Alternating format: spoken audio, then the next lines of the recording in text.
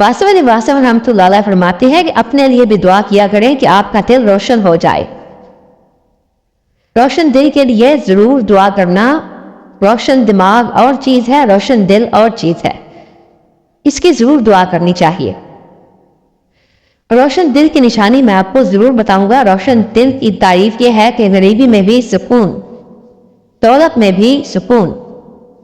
جس شخص کو غریبی میں سکون نہیں ہے اس کا دل روشن نہیں ہو سکتا. میں یہ نہیں کہتا کہ غریبی ضرور ہو.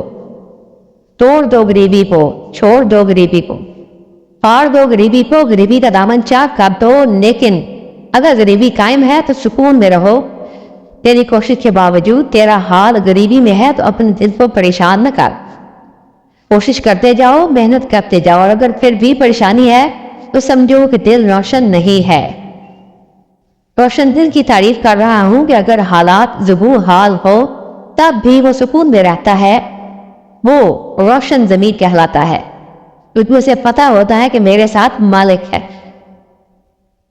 جس آدمی کو یہ پتا چل جائے کہ مالک میرے ساتھ ہے وہ چھوٹی چھوٹی چیزوں کی پرواہ نہیں کرتا. اس لیے روشن دل کا مطلب ہے مالک کے ساتھ ہونا، اور روشن دماغ کا معنی ہے ملکیت کے ساتھ ہونا.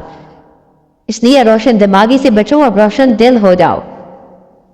روشن دل لوگ مالک کے ساتھ ہوتے ہیں اور لوگ ملکیت کے ساتھ ہونا چاہتے ہیں. کسی سے پوچھا کہ آپ کون ہیں تو اس نے کہا کہ سٹور کا مالک ہوں. بولا کہ السلام علیکم، تمہارے ساتھ دوستی ہونی چاہیے. دوسرا کہتا ہے کہ سٹور والے کو چھوڑو، ہمیں سٹور سے کوئی چیز ہی لے دو. ابھی جو مالک سے دوستی ہے یہ بہت اچھی چیز ہے. آپ ساری کائنات کے مالک سے دوستی کرو تو کائنات آپ کو اپنی نظر آئے گی. ایسا ہو سکتا ہے، آپ گھبراؤ نہ. غریبی اور امیری والا وہاں ہو سکتا ہے.